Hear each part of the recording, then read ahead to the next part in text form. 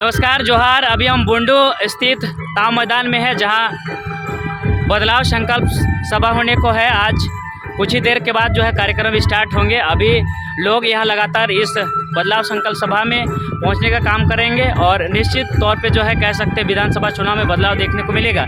इसी बीच में जो है बुंडू निवासी, बुंडू क्षेत्र के एक पॉपुलर कह सकते हैं जयराम महतो के समर्थक, नाम है जयराम महतो ही, आज इस सभा से जो है क्या संदेश भेजेंगे, बातचीत करेंगे।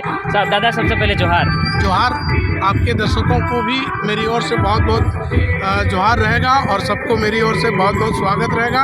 आज इस बदलाव संकल्प सभा में सभी लोग संकल्प लेंगे कि किस तरह से झारखंड की दशा और दिशा को बदलाव लाने में आपका सहयोग रहेगा और हम लोग किस तरह से आगे बढ़ सकते हैं।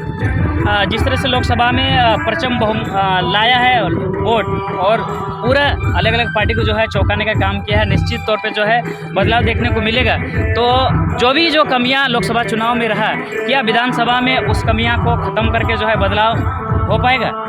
जिस दिन से हम लोग का लोकसभा का चुनाव का रिजल्ट घोषित हुआ, परिणाम घोषित हुआ, उसके दूसरे ही दिन से हम लोग जो है अपनी खामियों को और कमियों को खोजते गए, विशेष मंथन किए, बैठे हर जगह पे और उन कमियों को दूर करने के लिए दूसरे ही दिन से हम लोग लग गए हैं। और हम लोग की पूरी कोशिश होगी कि इस बार किसी तरह का कहीं से कोई चूक नहीं होगा और जनता भी इस बात को लेकर के अफसोस कर रही है कि हम लोग कहीं ना कहीं हम लोग से भी गलती हुई है। तो ये बात फिर पुनरावृत्ति ना हो और नहीं होगा, इसीलिए हम लोग जन जन तक पहुंच रहे हैं, प्रखंड तक पहुंच रहे हैं, पंचायत तक पहुंच रहे हैं, इवन कि हर एक बूथ तक हम लोग पहुंच करके सारी चीज़ों को मैनेज कर रहे हैं।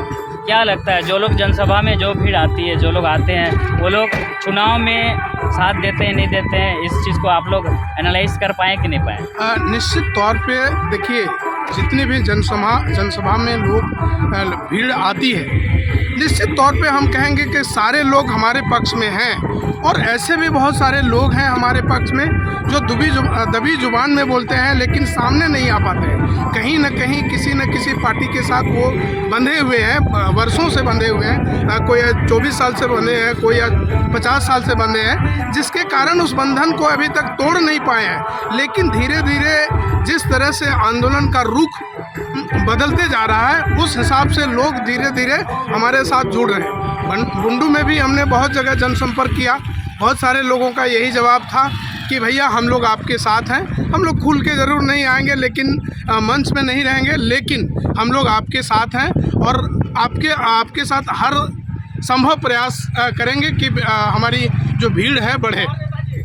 लोकसभा चुनाव में जो है सेंट्रल को देखकर वोट किए थे, इस बार जो विधानसभा कुछ महीने के बाद विधानसभा चुनाव होने को है, तो इसमें क्या कुछ मुद्दा रहेगा आपकी नज़र में, क्या लगता है? देखिए, जेबीकेएस का मुद्दा सभी लोगों को पता है कि स्थानीय नीति जो है, स्थानीय नीति के आधारित यहाँ का लोगों को रोज़गार मिले, 1932 के आधारित खतियान जो हमारी पहचान है वो लागू हो, ठीक है। और यहाँ की जो जिस तरह से जल जंगल ज़मीन का लोगों दोहन हो रहा है, उसका बचाव हो, ज़मीन का बचाव हो, किस तरह से बाहर के लोग लूट के जा रहे हैं और हमारे लोगों का तंगहाली बदहाली आप लोगों से देखा नहीं जा रहा है। यहाँ के लाखों नौजवान जो है, डिग्रीधारी नौजवान सड़कों पे भटक रहे हैं, आज किसी के पास रोज़गार नहीं है।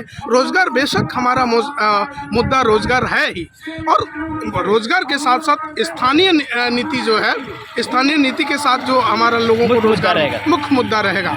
और यहाँ की जो प्रॉब्लम्स है, भ्रष्टाचार सबसे ज़्यादा प्रॉब्लम है हमारे छोटे छोटे कस्बों में, इलाकों में, कि यहाँ का रोज़गार को लेकर के, यहाँ के भ्रष्टाचार को लेकर के। आज किस तरह से देखिए, हम लोग आज अंचल जाते हैं, अंचल में भरा हुआ है, मीडियोकर का जगह है, आप बिना दलाल के काम नहीं कर सकते हैं। अगर सीओ के पास जाते हैं तो वो आपसे बात तक नहीं करते, जबकि वो सरकारी नौकर है, उसका काम है यहाँ की जनता को की सेवा करना, लेकिन सेवा नहीं, ये लोग मेवा कर रहे हैं। इसको हम लोगों ने यहाँ प्राथमिकता से रखा है और इस बात को भी टाइगर बाबू हमारे रखेंगे।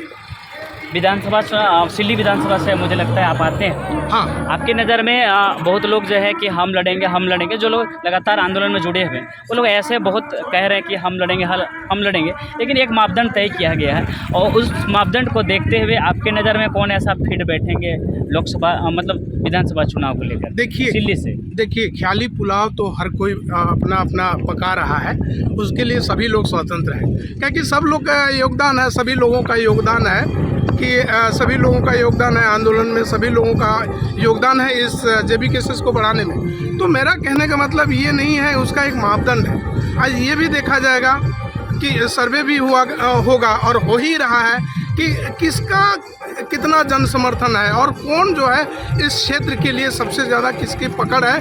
पकड़ के साथ साथ कौन जो है आज विगत 10 वर्षों से जो है यहाँ के छात्रों के लिए, यहाँ के नौजवानों के लिए, यहाँ के बेरोजगारों के लिए, यहाँ के राज्य के हक और हुकूक के लिए कौन लड़ रहा है, ये भी तो लोग देखेंगे। ऐसा नहीं है कि किसी को भी टिकट मिलेगा हम भी बोल देंगे हम भी टिकट के दावेदार हैं, ऐसा नहीं हो सकता है। प्राथमिकता उन्हीं को दिया जाएगा जो जिनकी वरीयता होगी और जिनका क्षेत्र में पॉपुलैरिटी है, पकड़ है।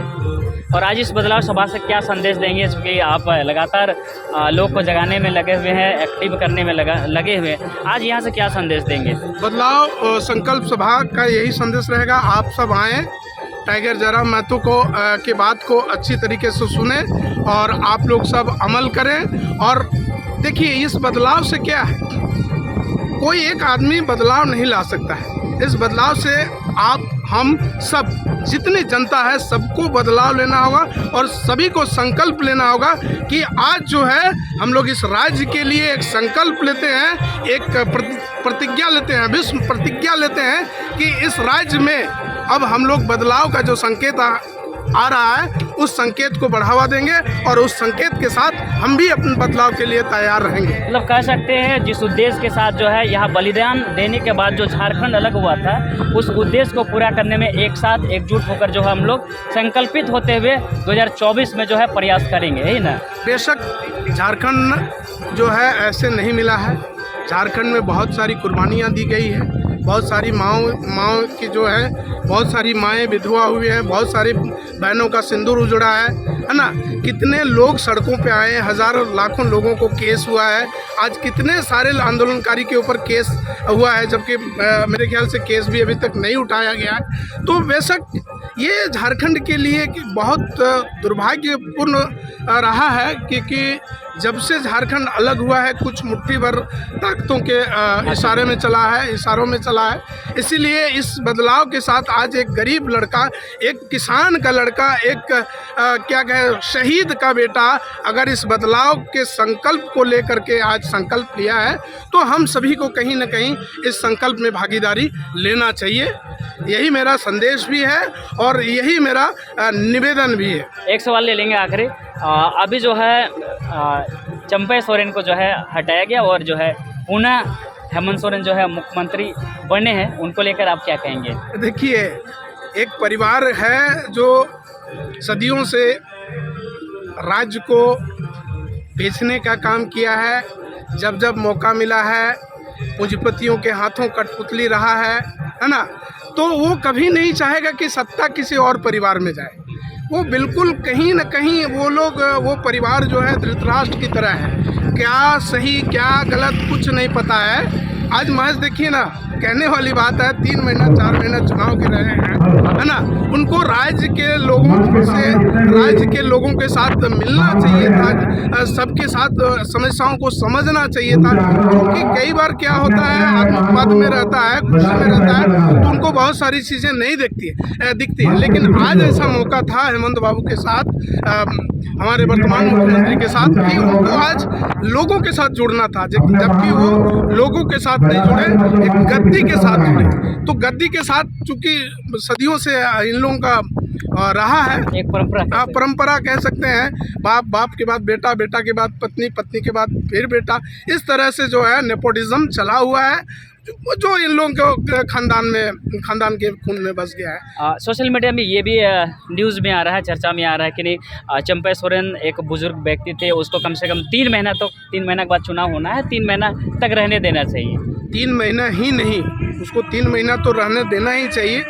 जिस तरह से पब्लिक को लेकर के अनाउंसमेंट कर रहे हैं और जिस तरह से धरातल पे जा रहे हैं, उनको अभी रहना चाहिए। जब तक अगला चुनाव में जो परिणाम नहीं आता है तब तक जो है उनको रहना चाहिए। और अगर परिणाम उनके पक्ष में आता है तब भी मेरे ख्याल से चंपई सोरेन को आता है, क्योंकि उन्होंने बहुत आंदोलन किया है। उन्होंने शुरू से लड़ाई गुरुजी के साथ लड़ा है और अस्थिर लड़ा है, कभी भी वो डगमगाए नहीं।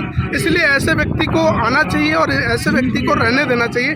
इनके साथ किसी तरह का छल कपट प्रपंच नहीं होने चाहिए। खैर, इनके साथ बहुत बुरा हुआ है, हम सभी उनके साथ हैं, उनके साथ सहानुभूति है। चलिए, बहुत बहुत धन्यवाद समय देने के लिए। तो ये जयराम महतो थे, परिचय दे दीजिए आप।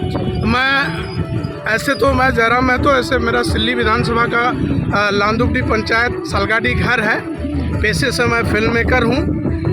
कई सारी फिल्में आई हैं हमारी, सो भी नेशनली इंटरनेशनली दोनों, और अभी किसी डॉक्यूमेंट्री पे काम कर रहे हैं। जब हम सोचे कि ये एक नौजवान साथी जब हमारा बदलाव के लिए संकल्पित है, तो कहीं न कहीं हम भी उस संकल्पित बदलाव में कहीं न कहीं एक अंशदान दें, और जिसके कारण हिस्सा बनना चाहिए और जिसके कारण हम हर इनकी सभाओं को बढ़ चढ़ के हिस्सा लेते हैं। चलिए, धन्यवाद।